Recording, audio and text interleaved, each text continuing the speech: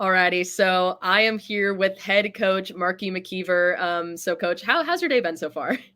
It's been good. We just finished training this morning. Obviously, we're preparing to go to Louisville, and we leave tomorrow. We play Saturday. So yeah, our day's just been in prep for that training, and now we're organising everything round about that, the journey, the kind of itinerary. So excited for this weekend. Now, I want to talk a little bit about the development of One Knoxville, kind of coming to where it is today. You joined when it was first starting in USL League Two and then moving up last year to League One. How has that adjustment been like for you guys as well as a club to kind of go from one level to the other and coming out of the other side in that first year? Yeah, I mean, it was it was a journey. Let's put it that way. It was a journey, and I think a lot of people in the club have used the expression as we were trying to build the plane like we were flying it as we were flying it. So it's been a process. A lot of good things happened along the way, and a lot of bad things happened along the way. So now where we're at is we're understanding what was good, what wasn't so good, and trying to make it better than it was, basically. What have been some of the takeaways or lessons that you learned from last season that you're going to take into this upcoming season in USL League One? Yeah, so last year, obviously, the mentality was every game was a cup final, and I feel as though that should remain, but without taking away the importance of the journey and not the destination, but concentrating on the longevity of the season. Obviously, periodization is a massive part of that. Periodization, number one, for your mental outlook, but also for your physical well-being as well, with the players and the coaching staff and everybody else around the club. So I think this year the plan is to buy more into the journey and not think of it as a crash course, but more, like I say, more concentrating on the week to week, the game by game, training session by training session, and not getting caught up in any 3 points or any one game, but understanding that it is a journey and it's going to be game after game. And so I think in that moment, reset is very, very important, to reset after every game, to push again and reset. So I think the reset button is going to be used a little bit more this year, and hopefully that's brings with it not less emotions during the games, but less emotions after the games and more ability to reset and focus on the next one. Have you noticed more of those players buying into what you guys are trying to do this season than you did last season? Or have you noticed a huge mentality shift in your players going into the second season? Yeah, I think there has been a shift, and that comes organically with experience, right? And I think we had a setup last year where 50% of the team were either first year pros or hadn't played very much in over a year or a year and a half, and so I think everybody that's in the network this year is they're established professionals. We didn't bring but one new incoming pro, so only one first year pro, which helps with everything. The experience leads to good decisions. It leads to probably a better cultural outlook. So there's a better vibe this year, but again, I don't put that down to anything other than having a wee bit more experience. It was there was a lot of inexperience there last year, and obviously that starts with me. It was my first year in the pros as well, so I've learned a lot. Our players have learned a lot, and together we've learned through the journey. And I think we're just in a more. I'll use the word. I don't think we're in a better place. I think we're more stable, right? We're more stable with our outlook, our understanding, our knowledge of what we need to do this year. Absolutely. And you kind of touched on it too. I mean, you have a mix of pro athletes or pro professionals who've played in those situations. You also have a lot of developing younger players from the academy coming up. How has that chemistry been like with both of those players? Like having that different level of experience. How has that been like? So basically, it was all just one last year, and we were trying to figure it out and create I guess, create the pathway for everybody, so everybody had the ability or the opportunity to be better. And so I think now we have a little bit of hierarchy because of the types of players that we have this year, and so that hierarchy is it's been evident in our games. It's been evident in our training sessions. And it's even evident in the locker room in the morning before we get to the training sessions. And so, again, that brings about just a little bit more stability. It gives the younger guys in the team something to chase, and we still have experienced players there, like, Richie Ballard, for example, has played at Louisville, having won championships in Louisville, and that type of player to look up to at the higher end of the experience. Sean Lewis brings massive experience. So I think there's a hierarchical development there, and we're bought into that as well to understand that we need to look to Sean and Richie for their experiences, as well as, develop the younger players along the way as well. And speaking of developing players, you guys yesterday just re-signed one of the academy players in Leo Santos. I mean, that development, is that something you guys have put an emphasis on, is developing those academy players, bringing them up into the first team and letting them compete at this high level? I mean, for me personally, I think that's the dream, right? You as a coach, you want to be instrumental in not just what you're doing in the moment with the team, but what kind of impact are you having in the youth club and the community, and that kind of stuff's important to us as well. So when I initially took over the job, there was no youth club, and there was no plan to have a youth club. But then, boom, the youth club appeared, and it was a great thing. It was a lot in the moment. But the youth club has evolved. Obviously, what we're trying to do now is start to talk about how to implement something that is between the youth club and the first team, to where it can provide a platform to grow into the first team. And certainly that's the ambition, that's the dream, is to create something where we can develop our own players in-house. But that also is going to be a journey. A wise man once told me Rome wasn't built in a day, right? So, we're not trying to build it in a day, and it's going to be a step-by-step process. But I feel as though this next year, we're ready to take the next step in that journey. I feel like you're seeing a lot of other teams do that as well, really utilizing the young players and those academy players and youth players to really grow and develop them, especially when it comes to the first team. And I know you mentioned how it wasn't there originally, and you kind of had to like build it. What challenges have you experienced kind of in between developing the younger side, but then also trying to relay that with the first team? What have been some of the issues or the challenges with that? So I think as we developed academy, it was bleeding into, like, I guess the age groups where we had the U19 and just the club level, and then we had the academy lads, and a lot of those lads were crossing over, and some of them even coming to train with us and then cross over. And there's a point there where it just becomes too much, right? It's sometimes less is better. So with the lads that were in training with us, they ended up, having to jump from team to team to train with the first team. And so I feel as though that platform needs to be stable and it needs to stand alone. And we're having a lot of ongoing conversations. We just recently hired a technical director, a Brazilian lad that's going to come in and help us with that journey and that process as well. So there's certainly an emphasis on it. I feel as though the technical director wants it. The first team wants it, and the youth club as a collective, we want it. We're just trying to make it to where it's going to benefit everybody.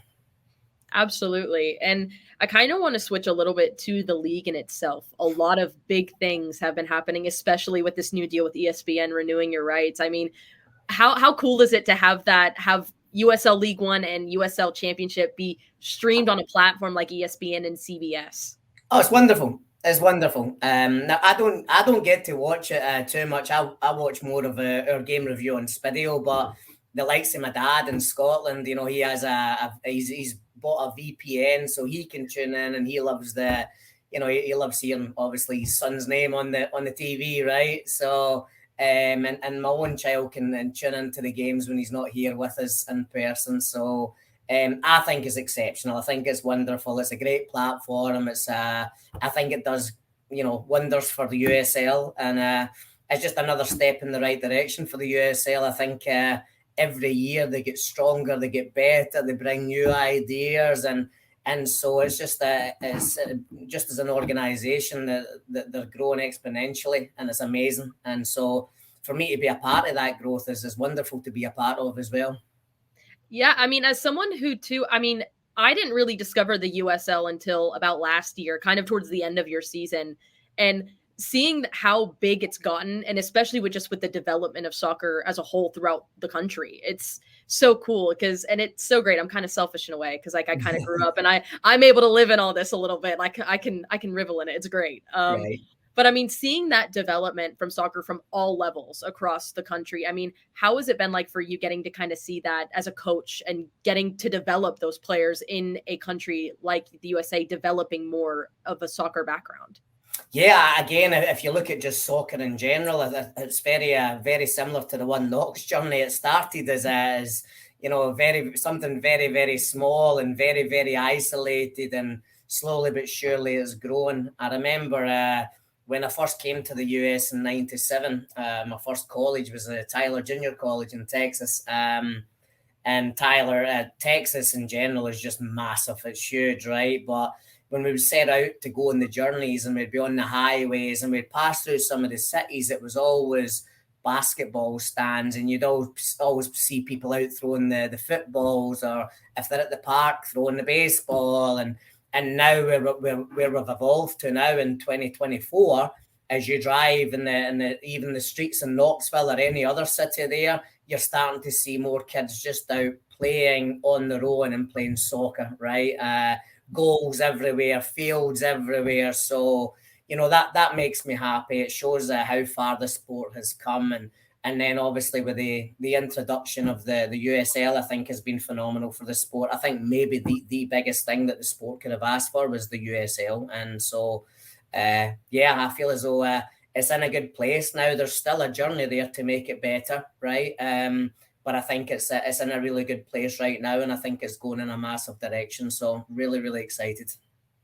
Absolutely. And a bit about the league too. I would arguably say that the USL League One is one of the toughest leagues to navigate throughout it. You guys just have so much talent from all over. I mean, so many, like South Georgia Tormenta, you guys. I mean, it's crazy. So how do you navigate as a coach through this very difficult league, especially when every game that you play is almost like a battle? Good question. Obviously, I don't know that I'm the right man to be asking, because I don't feel as though we navigated it very well last year. We didn't meet our objectives, which was to make the playoffs. But I feel as though the experience that we've had, the learning experience is to navigate it as a journey over a period of time and not isolated games.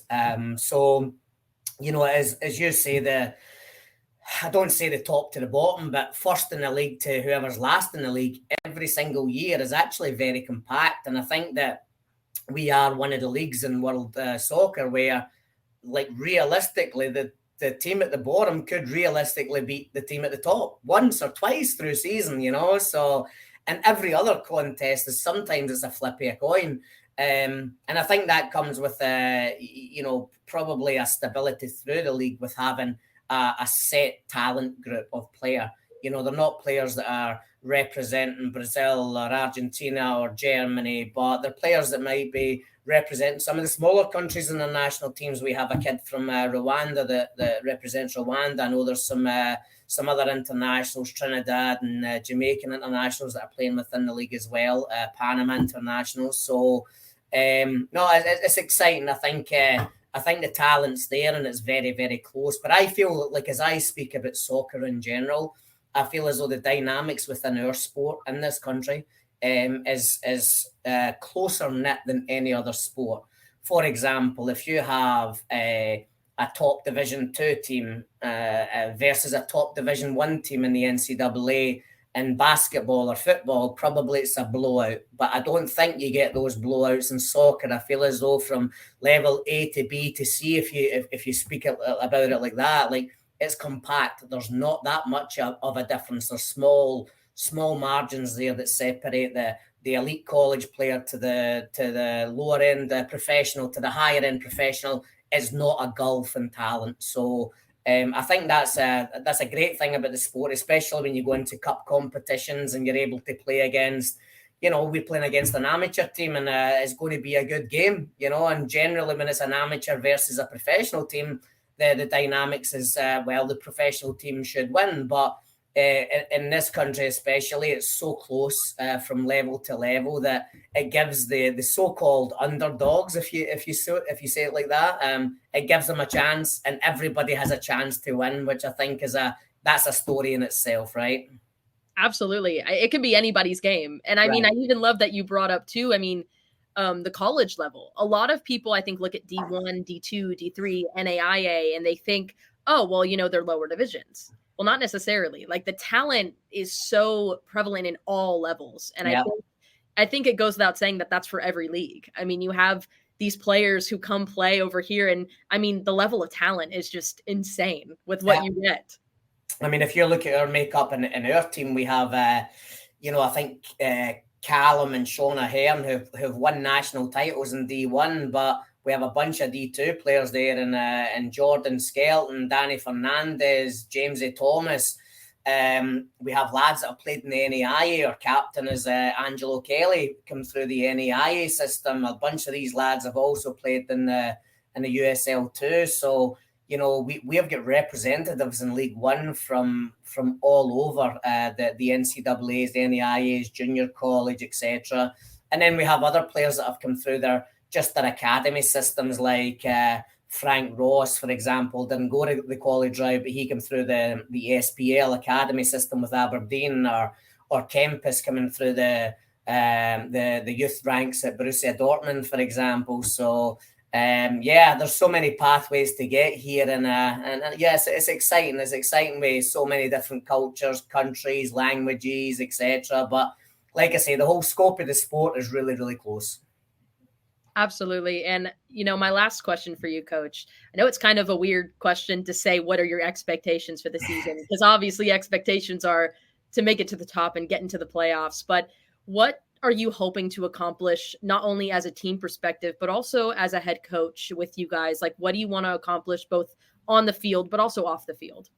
Yeah, so I think we'll focused a lot this year off the field, because we had a returning base to work with this year, and we had an off season and a pre-season where last year we just showed up, right? And so I feel as though, again, we have a little bit more stability. Last year we talked about expectations, and so I'm a wee bit more reluctant to talk about what that destination looks like, but the expectation for me as a coach, and what should I be doing for my team? What should my team be doing? So my expectation is that we continue to progress every week and every month through the season. My expectation is in the second month we're better than the first month, and the third month we're better than the second month, and hopefully, if we keep doing that, hopefully that leads to the fruits, the fruits that come from the root. But we're talking a lot about concentrating on the root versus the fruit this year, and not so much on the 3 points or the point or the game, but to focus on the principles of our training every single day. And if we focus on us and we be the best version of us, then the chances that things are going to happen and evolve from that are going to be real, and probably going to be better. Again, very reluctant to talk about a destination this year. More keen on talking about the journey and the hard work in the journey to get there.